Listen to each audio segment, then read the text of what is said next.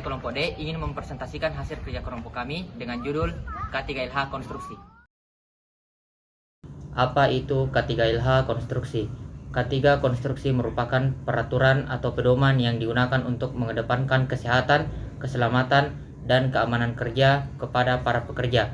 Di area kerja konstruksi, tujuannya adalah menciptakan lingkungan kerja yang aman dan nyaman.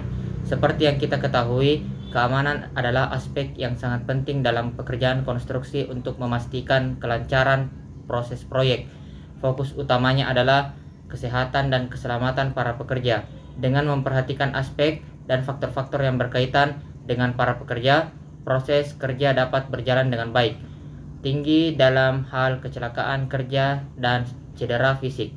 Pekerjaan di lapangan konstruksi melibatkan berbagai aktivitas berbahaya, seperti bekerja dengan mesin berat, ketinggian dan tinggi, dan manipulasi bahan berbahaya. Oleh karena itu, penerapan K3 kesehatan dan keselamatan kerja yang ketat di tempat kerja konstruksi sangat penting untuk melindungi pekerja dan mengurangi risiko kecelakaan dan cedera yang serius. Peraturan yang mengatur K3 konstruksi. K3 konstruksi di Indonesia diatur oleh berbagai peraturan dan pedoman, baik dari pemerintah pusat maupun pemerintah daerah. 1. Undang-Undang Nomor 1 Tahun 1970. Undang-undang ini merupakan landasan hukum utama yang mengatur tentang keselamatan kerja di Indonesia, termasuk di bidang konstruksi. 2. Undang-Undang Nomor 2 Tahun 2017. Undang-undang ini menegaskan pentingnya penerapan K3 dalam jasa konstruksi. Semua pihak terlibat di proyek konstruksi harus mematuhi aturan K3 konstruksi demi melindungi keselamatan dan kesehatan pekerja. 3. PP Nomor 50 Tahun 2012. Peraturan ini mengatur tentang bagaimana perusahaan dilakukan untuk menerapkan SMK 3 dalam operasional mereka. Peran K3 konstruksi. Dalam industri konstruksi, K3 memiliki peran yang krusial dalam menjaga keselamatan kesehatan para kerja, mulai dari identifikasi resiko hingga penegakan peraturan. Yang pertama itu mengidentifikasi dan mengendalikan resiko. Mengendalikan resiko ini bisa berupa penggunaan peralatan perlindungan diri atau PPE, pelaksanaan prosedur keselamatan kerja, atau modifikasi desain tempat kerja. Selanjutnya yaitu perlindungan kesehatan. Ini melibatkan identifikasi dan pengendalian paparan terhadap bahan kimia berbahaya, debu, asap, dan faktor-faktor lain yang dapat membahayakan kesehatan pekerja. Langkah-langkah pencegahan seperti penggunaan peralatan perlindungan diri atau PD dan pemantauan kesehatan paket dapat membantu pencegah masalah kesehatan jangka panjang. Selanjutnya yaitu pendidikan dan pelatihan. K3 konstruksi juga bertanggung jawab untuk mendidik dan melatih pekerja tentang potensi bahaya dan cara menghindari atau meresponnya. Ini dapat mencakup pelatihan tentang penggunaan PPE, pelatihan tentang prosedur keselamatan kerja, atau pelatihan tentang respon keadaan darurat. Selanjutnya yaitu penegakan peraturan. K3 di bidang konstruksi juga berperan dalam menegakkan peraturan keselamatan dan kesehatan kerja. Ini dapat melibatkan inspeksi rutin tempat kerja, penerapan sanksi untuk pelanggaran peraturan, atau pengawasan penerapan stand keselamatan dan kesehatan kerja. Selanjutnya, prinsip kerja K3 konstruksi. Yang pertama, kelengkapan administrasi. Dalam setiap pelaksanaan konstruksi, penting untuk memiliki administrasi yang lengkap dan memastikan surat menyurat terkait telah dilengkapi. Semua halnya termasuk dengan pendaftaran proyek di Departemen Kerja setempat, pembayaran asuransi tenaga kerja dan asuransi lainnya, serta mendapatkan izin penggunaan jalan atau fasilitas umum lainnya. Selain itu, perlu memiliki surat keterangan penggunaan alat berat dan memberitahukan pemerintah dan instansi terkait tentang program konstruksi. Nomor 2, menyusun safety plan. Rencana ini merupakan bagian integral dari implementasi K3 dalam proyek konstruksi.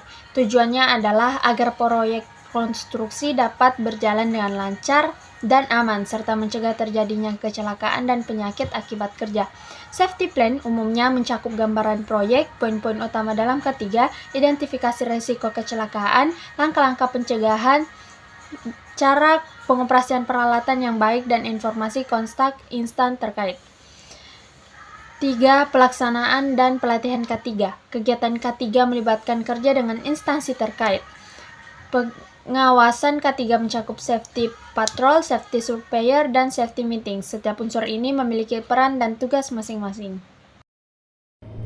Manfaat K3 Konstruksi. Dalam kegiatannya dengan proyek konstruksi, K3 Konstruksi mengendalikan sebuah penyebar luasan suhu, debu, kotoran, angin, suara, getaran, dan masih banyak faktor atau benda lainnya, sehingga risiko seperti timbulnya sebuah penyakit akibat kerja, entah fisik hingga psikis, dapat dikendalikan. Tentunya K3 Konstruksi amat sangat bermanfaat dalam berbagai kondisi darurat. Penerapannya berguna untuk mengamankan dan memberikan kelancaran untuk proses evakuasi keadaan darurat, bahkan dapat digunakan untuk memelihara bangunan. Manfaat utama dari K3 Konstruksi adalah untuk mencegah, mengurangi, dan memadamkan berbagai risiko kecelakaan, kebakaran, bahkan hingga peledakan. K3 Konstruksi juga akan memberikan petunjuk atau kesempatan jalan untuk menyelamatkan diri sewaktu terjadi keadaan darurat. Dengan begitu, dengan penerapannya mampu memberikan sebuah pertolongan serta berfungsi sebagai alat perlindungan ketika terjadi sebuah kecelakaan atau keadaan darurat lainnya. Kategori pekerja konstruksi. Terdapat dua kategori pekerja konstruksi yang memiliki risiko ancaman kecelakaan atau penyakit akibat kerja di lingkungan proyek. Kategori pertama ialah pekerja yang sudah mempunyai ikatan kerja permanen dengan kontraktor. Sedangkan kategori kedua ialah pekerja yang dikenal sebagai pekerja borongan atau harian lepas di bawah koordinasi mandor. Karena tidak adanya ikatan kerja formal, baik dengan mandor maupun dengan kontraktor, maka kategori kedua ini disebut juga sebagai sektor informal jasa konstruksi. Sifat dan jenis pekerjaan yang ditangani oleh masing-masing kategori ini juga berbeda karena itu jenis kemungkinan ancaman kecelakaan maupun penyakit akibat kerjanya pun berbeda-beda. Pentingnya keselamatan kerja. Keselamatan kerja sangat penting diperhatikan dan dilaksanakan, di antara lain untuk yang pertama, menyelamatkan karyawan dari penderitaan sakit atau cacat, kehilangan waktu, dan kehilangan pemasukan uang. Yang kedua yaitu menyelamatkan keluarga dari kesedihan atau kesusahan, kehilangan penerimaan uang, dan masa depan yang tidak menentu akibat kecelakaan kerja. Yang ketiga yaitu menyelamatkan perusahaan dari kehilangan tenaga kerja, pengeluaran biaya akibat kecelakaan, melatih kembali atau mengganti karyawan, kehilangan waktu akibat kegiatan kerja yang terhenti, dan menurunnya produksi. Yang keempat yaitu menggunakan alat pelindung diri atau APD. Pembinaan keselamatan kerja. Pencegahan terjadinya kecelakaan kerja perlu dilakukan. Salah satunya dengan pembinaan keselamatan kerja terhadap karyawan agar dapat meminimalkan keadaan yang berbahaya di tempat kerja. Banyak cara yang dapat dilakukan para perusahaan untuk membina keselamatan kerja para karyawannya, baik bersifat dalam ruangan atau praktik di lapangan. Setiap perusahaan harus memiliki safety officer sebagai personil atau bagian yang bertanggung jawab terhadap pembinaan keselamatan kerja maupun tamu perusahaan. Usaha-usaha yang dapat dilakukan dalam rangka pembinaan keselamatan kerja antara lain. Yang pertama yaitu penyuluhan singkat atau safety talk, yaitu motivasi singkat tentang keselamatan kerja yang umumnya dilakukan setiap mulai kerja atau pada hari-hari tertentu selama 10 menit sebelum kerja dimulai. B. Pemasangan poster keselamatan kerja. Bagian C. Pemutaran film atau slide tentang keselamatan kerja. Yang kedua yaitu safety committee, yaitu A. Mengusahakan terciptanya suasana kerja yang aman. Bagian B. Menanamkan rasa kesadaran atau disiplin yang sangat tinggi tentang pentingnya keselamatan kerja. C. Pemberian informasi tentang teknik-teknik keselamatan kerja serta peralatan keselamatan kerja. Yang ketiga yaitu pendidikan dan pelatihanan.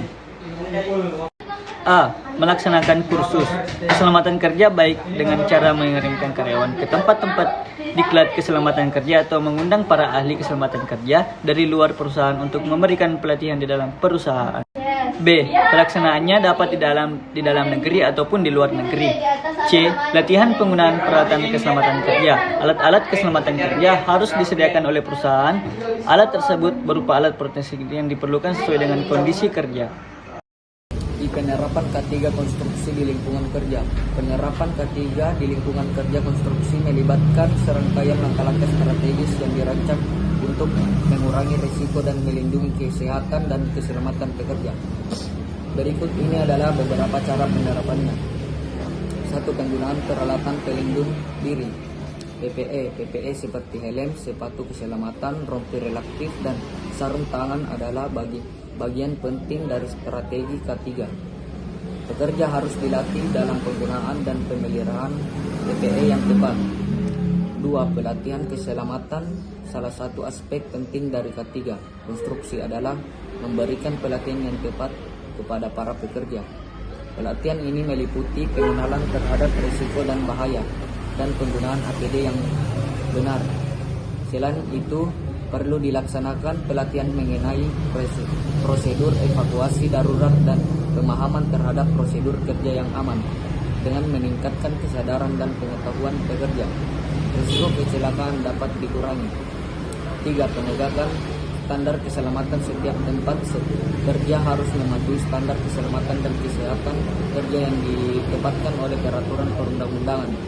Ini termasuk memastikan bahwa peralatan dan mesin aman untuk digunakan, bahwa lingkungan kerja aman, dan bahwa semua pekerja mematuhi prosedur keselamatan kerja.